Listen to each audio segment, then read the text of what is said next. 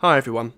Today's video is a very important one for anyone who wants to delve into their own study of depth psychology, either for self-development purposes or for therapeutic work, as it covers the bread and butter of how energy and information are exchanged within the psyche and between individuals and others. Humans exist and flourish within a continuum of biopsychosocial systems. The boundaries at which an individual begins and ends are dynamic, imprecise, and mutable. The experiencing self, that is, our conscious personality, insists on its own self-referent identity, that which gives it, and therefore us, a sense of continuity. The psychodynamic processes discussed in this video, and fully timestamped below, illustrate how the ego's self-beliefs about its boundaries are always and routinely challenged. Uncovering of our personal myth requires as complete an understanding of these fundamental psychodynamics as is possible. This video is designed to be a self-contained companion for you on this specific and very important part of depth psychology, and it's taken directly from Discover Your Personal Myth Ultimate Handbook, Jung To Live By's 458 A4 page guide on practical individuation, written by Steve Richards, a depth psychologist with 40 years of clinical experience, and, together with his wife, Pauline, they were both personal family friends of Franz Jung, Carl Jung's only son. In May of 1992, Steve and Pauline made a promise to Franz in his father's home to bring his father's work, Carl Jung's work, into the reach of ordinary people.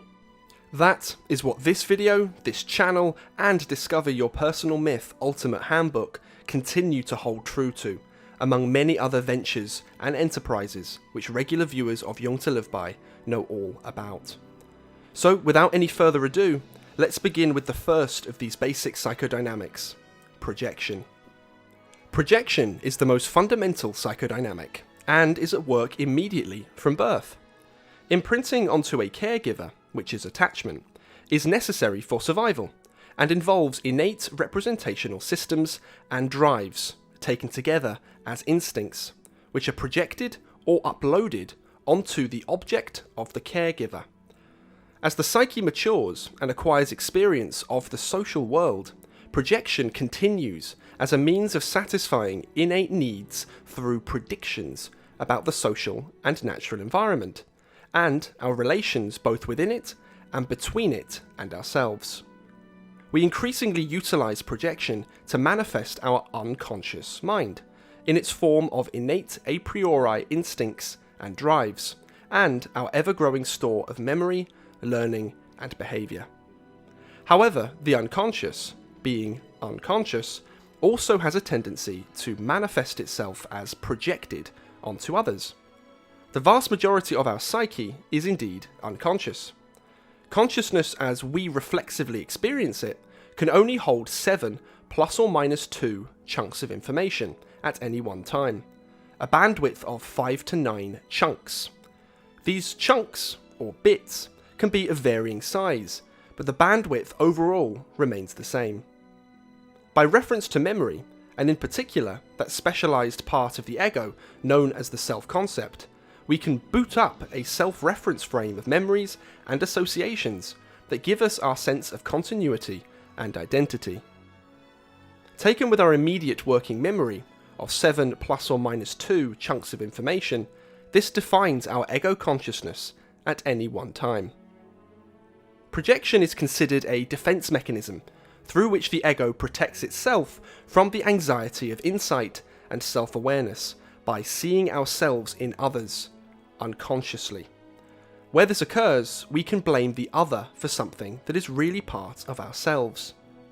It can also be an attempt by the psyche to fire past the ego out into the social world and mirror back to it something positive, either in content as such, or in purpose or intentionality, represents something that we need to accept or integrate within our self-concept or wider consciousness that can move us forward in our personal development.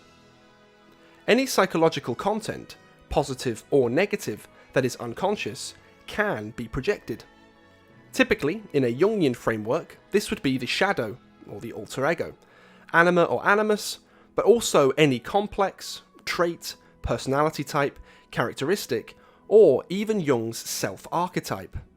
In psychosystems analysis, the psychological self, as an image or imago of our potential for wholeness. Any uploading of information into another person, ideology, or even an object, or animal or living thing in the social and/or natural environment could be projection. Creativity is an example of projection, wherein the unconscious is projected out from the psyche into a physical, in any media, representational form. For the personal myth, insight into the process of projection and how it has, and still does, manifest in our lives is an essential step on the journey. The diagram on screen shows how projection operates in practice. A repressed or unrealized quality of the subject is unconsciously projected as a quality of the object, and then experienced as an actual characteristic or trait in the object. The second of the basic psychodynamics is introjection. Introjection is essentially the reverse process of projection, in that a quality or qualities of an external person, idea, collective belief, impression, the list goes on, from the social and natural environment is internalized. This is the basis for suggestion, that is, influence, and the degree to which it qualifies as introjection is determined by our relative unconsciousness of that influence. Frequently we are influenced unconsciously by something that we have already accepted and feel that we are conscious of. But in fact, our awareness is only partial, and so incomplete. Other elements of a situation may be downloaded, with those parts that we are aware of, and so enter our psyche tacitly, as introjected suggestions. These may be of little or no effect, but they can attach to existing complexes, by association, or even establish new ones. Introjection can be positive, which is why, as a psychodynamic, it has been sustained over evolution. It can be an unconscious, tacit or implicit, learning process, useful in acquiring non-declarative skills. Mirror neurons have a part to play in introjection. For the personal myth, we need to be aware of the role of introjection on the development of our through line. The diagram on screen shows how introjection operates in practice. A real quality of the object is introjected as a quality of the subject. It can be considered a downloading dynamic, in contrast to projection, which can be considered an uploading dynamic. The third of the basic psychodynamics is identification. Identification is related to introjection, but it is nuanced differentially. Neurologically, mirror neurons will play their part, but these will be triggered psychodynamically by unconscious systems of psychological organization, typically complexes, but also by instincts. For identification to occur, a sympathetic resonance must be present between the subject of the identifying individual and the object of the identified with person, idea, belief, situation, etc. It has an evolutionary advantage, where instincts are involved, in that it forms the basis of the psychology of group identification and membership, such as kin, family, or tribe. Negatively, it can lead to vulnerability to suggestion, such as identification with an abuser, like Stockholm Syndrome, and depersonalization, as in a loss of individual identity by absorption into that of another. Where shared delusional beliefs, primary and secondary, are held in common between two people in a psychosocial relationship, are a clear example of pathological identification. Romantic love can be a positive example, where the attachment is co-consensual. The concept of entanglement is very useful here. By analogy, entangled particles in physics change state in resonance with one another, regardless of the separation distance between them. They are said to be entangled. People who are in a state of identification with one another likewise react with resonance to changes within either party. The observed changes are intended to maintain the state of resonant relationship. Codependency is another example of this phenomenon, where the codependency is correctly diagnosed as such, and is not used to manipulate or break into or down a relationship by intrusion from a third party. Role modelling, or social learning, hero worship, can all be aspects of identification, but just as often projection, introjection, or transference. The specifics are always important, but they are oftentimes unclear. Shared identification has a special relational quality, where two or more persons are involved.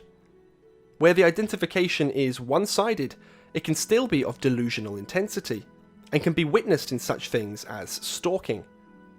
For the personal myth, identification needs to be understood in terms of how the family complex may have caused an in-group isolation from others, or created a climate of suggestion for abuse. Also, how normal identification can be, for a period of time, during different developmental phases of life, such as adolescence and romantic love. Conscious reflexive insight is the key to understanding and to disentanglement, where this is applicable and necessary. The diagram on screen shows how identification works in practice. Step 1. The subject experiences content in the object. Step 2. The content is experienced as also part of the subject. And step 3. This leads to identification with the object. The fourth of the basic psychodynamics is transference. Transference is arguably the most important of all of them. It is a psychodynamic, yes, but as with all of these energy and informational exchange dynamics, there's a simultaneous psychosocial and psychobiological dimension. In other words, they are a biopsychosocial systems phenomenon. For Freud and for psychoanalysis, the transference describes the therapeutic relationship. The neurotic maladaptations and traumas of the past are transferred onto other people in the present. In therapy, that would be the analyst. In part, this is a misfired attempt at self-cure through the repetition compulsion of a prediction error that failed at some pivotal time in our past to explain or otherwise resolve an event which we could not understand, or which we had no appropriate adaptive strategy to deal with. For Freud, the psychoanalytic method was the analysis of the transference. For Jung, it was equally important in all cases that involved depth, although Jung's emphasis was more teleological than etiological. He was interested in the purpose of the transference rather than its clinical origins as symptoms. In other words, he saw the psychodynamics of the personality as intending to undergo a positive healing process, through which the transference was something akin, by both metaphor and analogy, to philosophical alchemy. The analyst's personality was just as much involved in this as the patient's, and therefore was at equal potential risk. The specifics are complicated, but guys watching this video are referred to Jung's Collected Works, Volume 16, The Practice of Psychotherapy, for the classic Jungian opus on the transference, within the context of a Jungian analysis. The diagram on screen illustrates the basics of how transference as a general psychodynamic works, both inside the analytic relationship and in everyday life. It's important to note that Freud spoke of the transference neurosis, and such a thing does exist. However, as with all the basic psychodynamics, transference is normal too. From a psychosystems analysis perspective, transference is analogous to 4D printing. 3D printing is the copying of something from an existing object. By analogy, transference is 4D because the copying is based on a relationship that occurred in a specific time in the past, the temporal element being the fourth dimension. The replication of the past relationship is in effect the printing of that relationship by transference of it from the past into the present, and off from a person in the past and then onto a person in the present. Jung regarded transference and projection as being essentially the same thing. That can certainly be the case. For the personal myth, we are obliged to analyse our relationships in the present to uncover transferences from the past onto people, social situations, and even physical places in the present. The fifth of the basic psychodynamics is inflation. Inflation, as commonly understood, refers to someone's ego getting too big for itself, as in to have an inflated ego. However, it is the individual's self-concept that inflates, rather than the ego.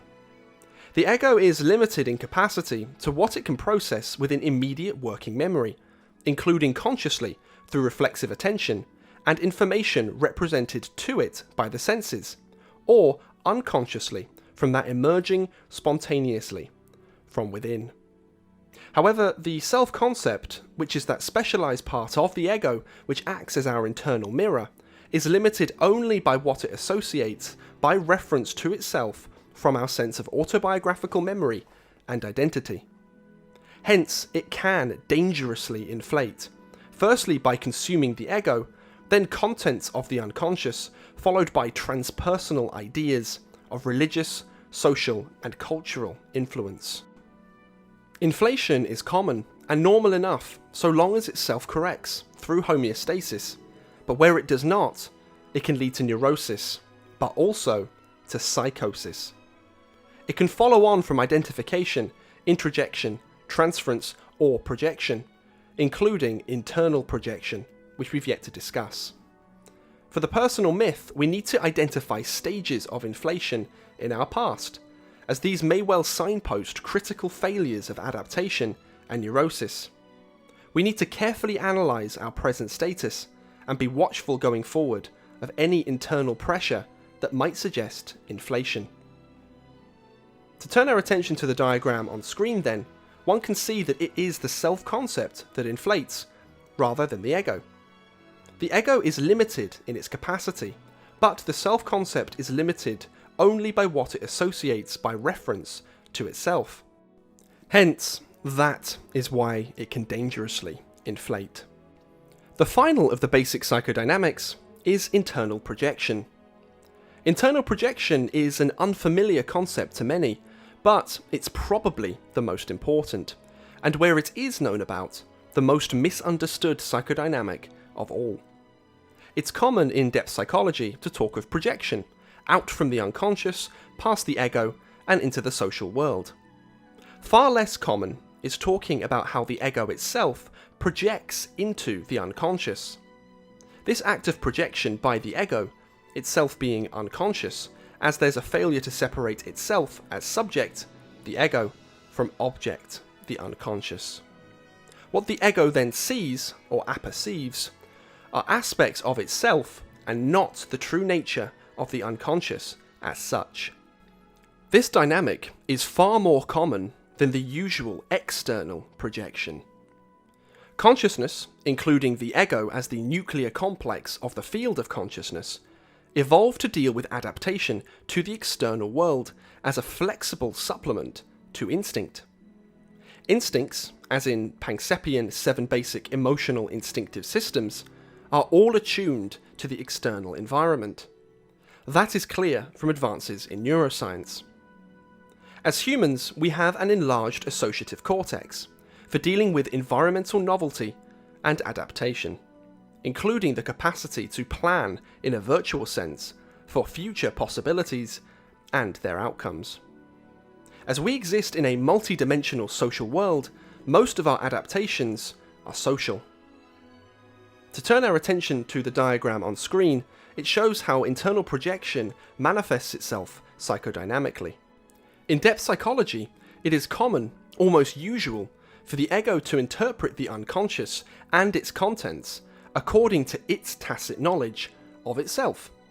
Therefore, the ego is only too willing to see reified subpersonalities in the unconscious, and fail to see that these are only surface manifestations of the unconscious, caused by a reflection of the ego back to itself.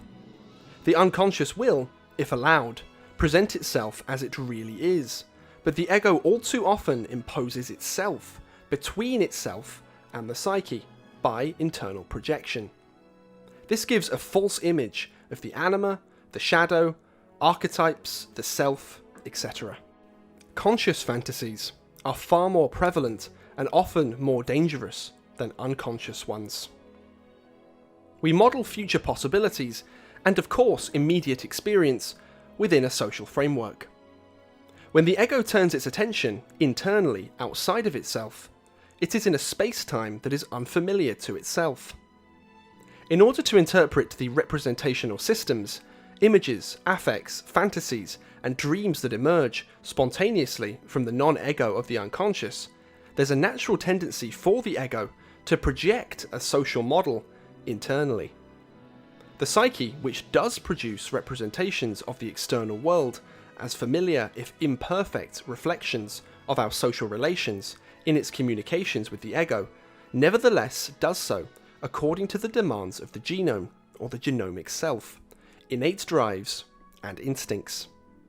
This has recently been confirmed by scientific studies on the neuropsychology of dreaming by Professor Mark Solms, a co-founder of the emerging discipline of neuropsychoanalysis.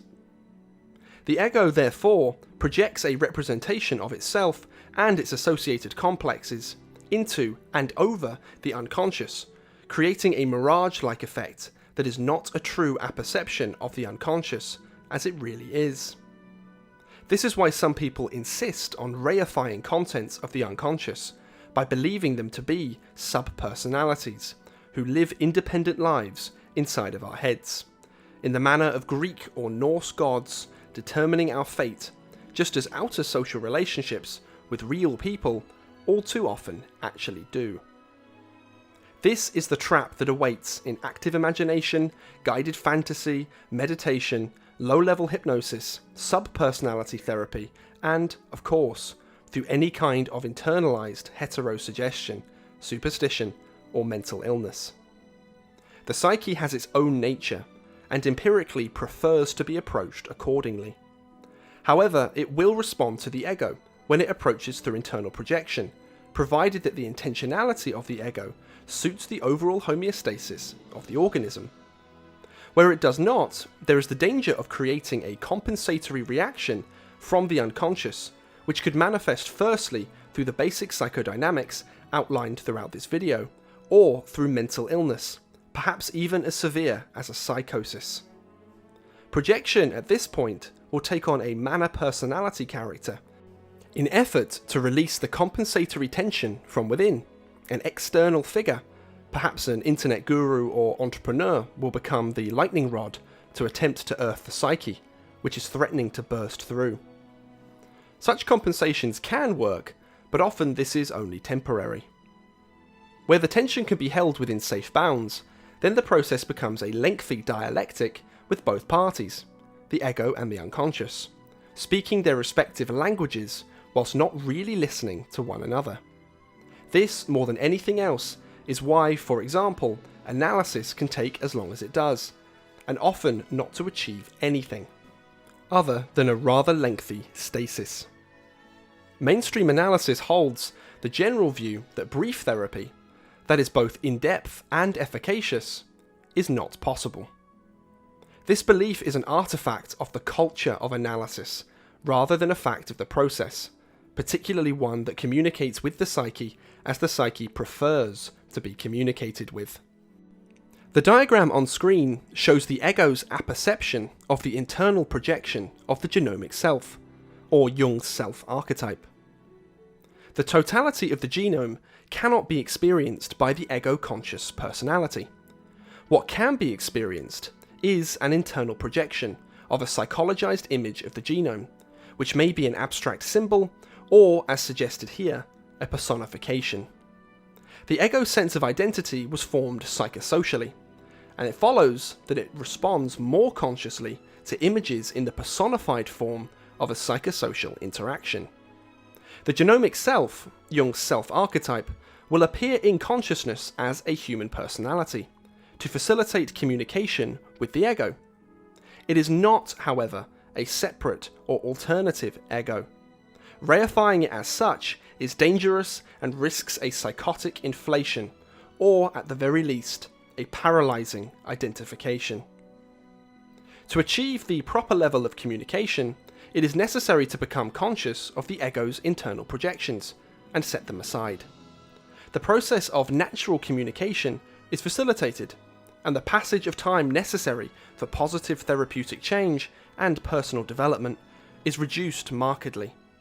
For the personal myth process, understanding the communications from the unconscious on its own terms is critically important. Thanks for watching, guys. We really hope that you found this video useful. This, however, is only a relatively small part of the practical theory needed for a full exegesis of one's personal myth. For the rest, we encourage you to pick up either a digital or print copy of Discover Your Personal Myth Ultimate Handbook from one of the links in the description. Your support through this also doubles as supporting Steve and Pauline's continued clinical work through IPSA and Jung To Live By, enabling us to continue to produce top quality resources on individuation and depth psychology. Take care and best of luck with your journey ahead. Jung To Live By's first merch range is now available with 260 products to choose from, courtesy of Gareth Richards. Whether that be a biopsychosocial night t-shirt, a Freud Adler Jung phone case, your MBTI type, or, for you guys in the Discord server, kindest regards adorning a mug, there's something for everyone. Check out jungtoliveby.shop and bring just a little bit more depth psychology to your daily life.